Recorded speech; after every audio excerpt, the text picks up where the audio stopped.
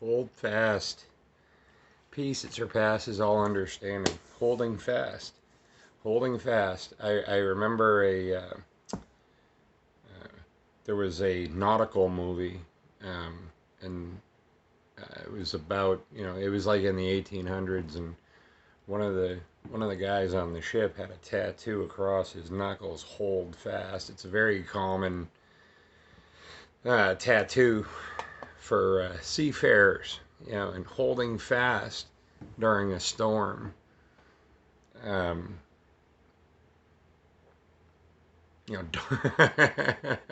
hold fast and don't lose your shit while the tower is crumbling or the waves are crashing or the storm is seemingly having its way with you. And I would do well to remember that on more occasions. Um, it's not always easy. We are inundated incessantly in recent days with do this, do this, do this. And if you don't do this, you are going to be a pariah. Um, I have an image that frequently um, comes into my awareness, and it was an image that became popular uh, during World War II, and it showed um, the image is a black and white photo of a um, rally, and everyone is, shall we say, goose stepping into formation, and a mass of people. It's a very common or very popular image from that era. All these folks are goose stepping into a formation, and there is one individual in that formation who's got their arms crossed and who is passively refusing to follow the group narrative or to follow the group mentality. And that image has been in my awareness oftentimes in more recent days. And I think about that individual and it was a male. Um, it was a man, and I researched him, and the person that everybody, like, oh, who is that guy in that image? And the original person everybody thought it wasn't. It was somebody else. And they found out who this guy was, and he was who he appeared to be.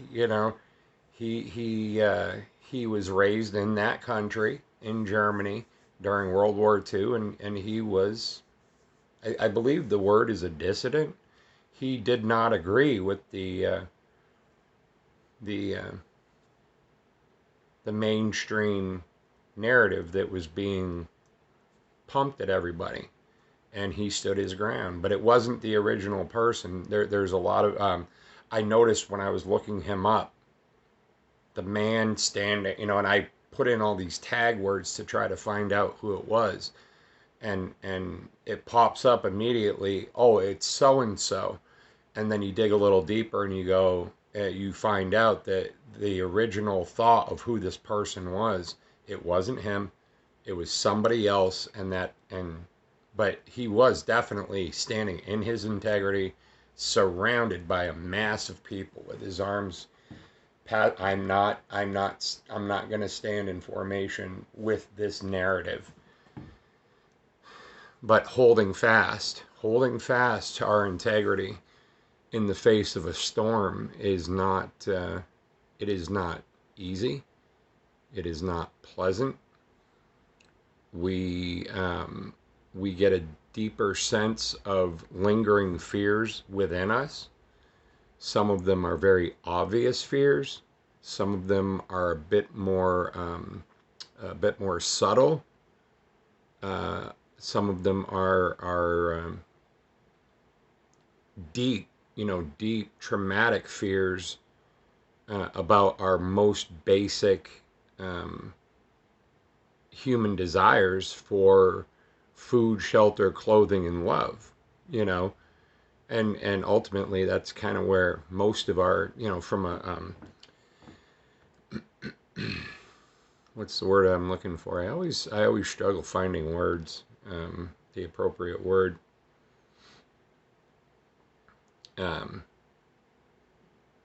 but anyway, so here we sit. My last share was down at Kittery, down at Sea Point Beach in Kittery, Maine, and I was discussing the dilemmas that I was facing. None of the choices that were set before me at that time, none of the choices were good choices. Nothing I felt was from a point of my own integrity. Um, there were no choices that I felt comfortable. There was no definitive answer. I had struggled with that word in that last share. The word I was looking for was definitive. There was no definitive answer, nothing clear. And there is nothing worse, I find, in my experience. I am approaching 55 years old in October. And in those years, I look back and I see the lessons that I've learned and via the experiences that I've had where I've made choices. In retrospect, I made choices based on fears. Um, and, if I have enough money, don't have enough money, if I'm in the right place or the wrong place, is this the right person or the wrong person? And um, to give you a specific example, um, and not to call her out, this is where I was at. I had been single. My former wife, I got married twice. My first marriage, I had to leave because I got sober, and there was no way I could stay sober in that environment. My addiction was so great. I needed time and space and healing to recover from that. And the environment with my first wife would not have allowed um, healing from drinking and drugs. My second marriage, I had been single for a very, very long time, and out of loneliness, pure and simple loneliness, a lack, a sense or a feeling of lack within myself, a sense or lack of a sense of dis-ease within myself. I wasn't comfortable in my own skin. I wasn't okay just being me. I I I had a self perception that um, my value and my enjoyment of life was directly connected to relationships, romantic relationships. And here along comes my second former wife, um, and I am completely lonely. I'm lonely. I want to feel connected and intimate, and to have the mirror of a life well spent with a partner. And I was lonely, and ultimately we were not like a good match, because I was approaching this relationship with my second former wife from a point of loneliness. I was lonely. I was afraid of being alone. And I entered that relationship, and ultimately it failed because I was basing my value of that relationship from a point of fear. You're not okay the way you are, Scott. You need someone else to feel complete. That's a pretty tall order to place on somebody. You know, that's a pretty tall order to have that depth of expectation that that person is going to fulfill us.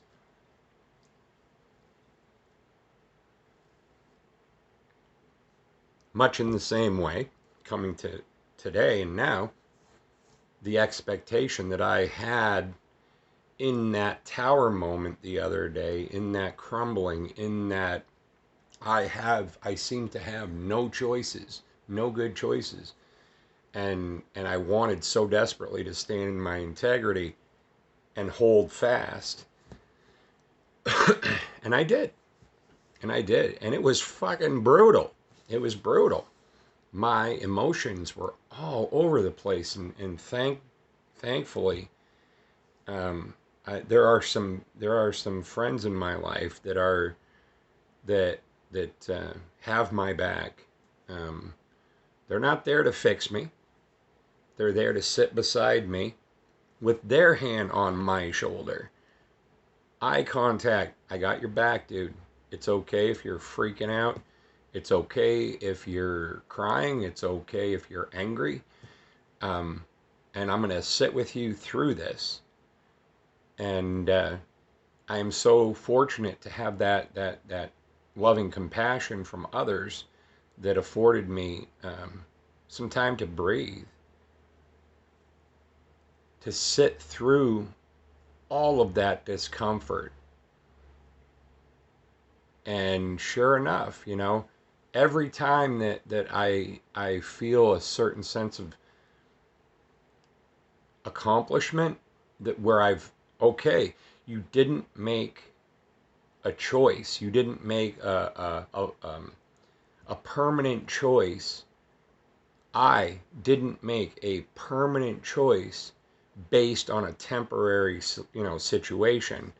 The fear and doubt and insecurity of this narrative being pumped at me because of my job in healthcare and MANDATE bullshaz coming down from the government. You know, I didn't rush right out and okay, I'm gonna lose my position. So punch me in the arm. You know, I don't want that. And how did this work out? So I had expressed via social media that I was in the market to find a place where I could sow my seeds and reap what I sow without the condition of taking something into my body that I firmly disagree with. And I had posted, I'm looking for a new job, and somebody chimed in and they said, I know a guy. Fortunately, I had a chat with that guy yesterday, and we're kind of playing phone tag, but it definitely seems like a good fit. It is in a field that I feel confident and comfortable with, um, that I can excel at and make. It has the potential of being very lucrative. As far as my fears and doubts and insecurities of 3 days ago, 4 days ago on Sea Point Beach, sitting with my discomfort and and the pain of that, the emotional pain of that. I was homeless for a very short time uh, in my teens, and I'm telling you, homelessness, at least in my experience, man, it was not it was not a pleasant experience. You are subject to the environment, um, the weather, um, an aching stomach from hunger, a body that feels dirty from sleeping on the ground. you know, and the trauma of that came all rushing back in when somebody figuratively attempted to poke me on the shoulder and said, if you don't do what we tell you to do, this is a very real possibility, that you will lose your position in your field, and you will not be able to find another position to reap what you sow. And I am grateful. It was a painful experience, but I am grateful that I was able to hold fast. It was almost miraculous how this this opportunity that I would have otherwise not been able to see, given my fear, if I had not been sitting with my fear instead of reacting. If I had reacted to my fear, I wouldn't have seen this opportunity.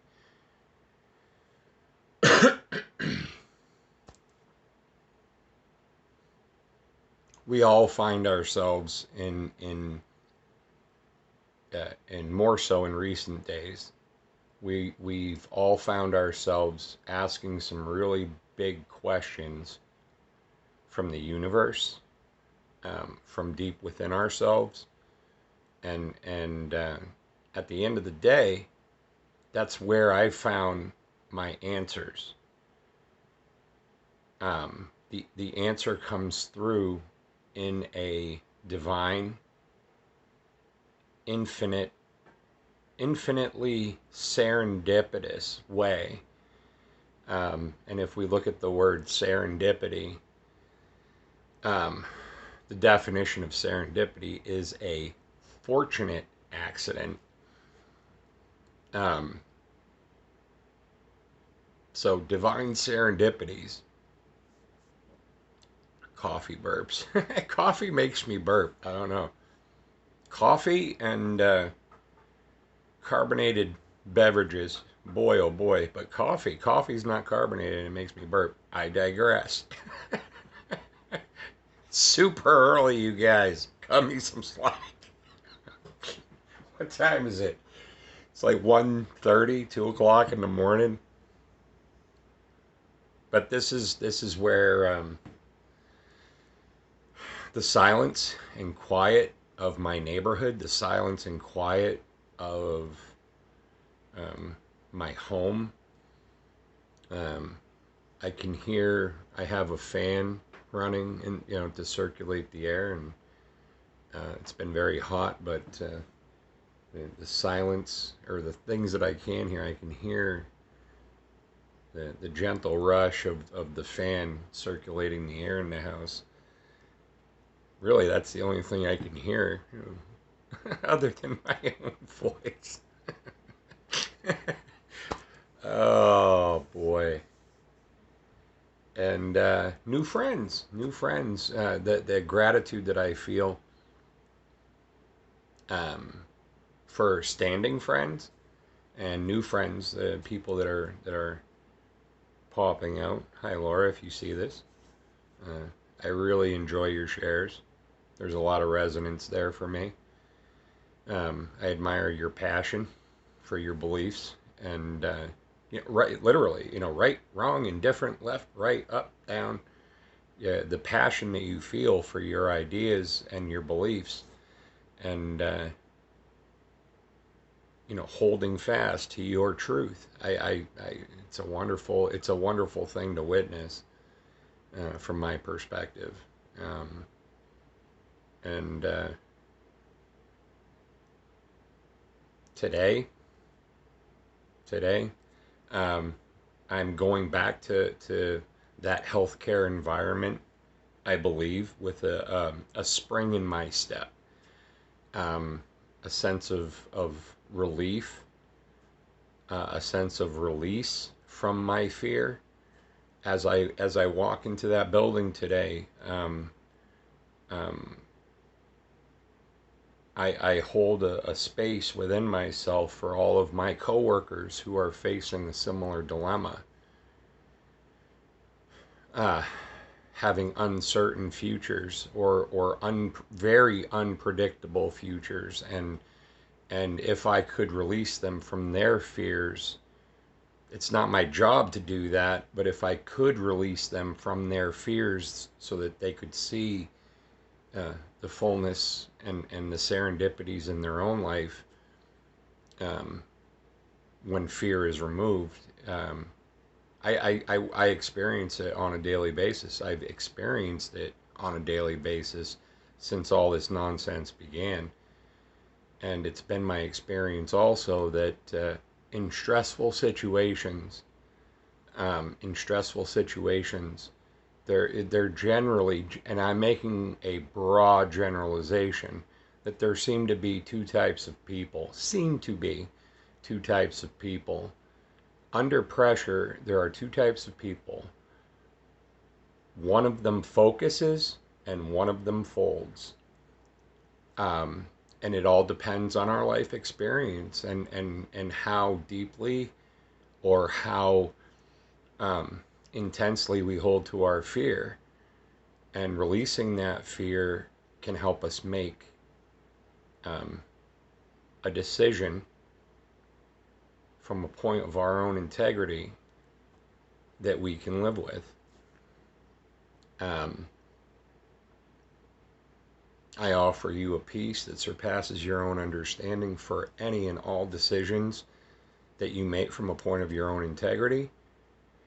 And I offer you a peace that surpasses your own understanding in your simple, most basic day-to-day activities. And the love that I feel, the love that I felt just last night, putting my head on my pillow.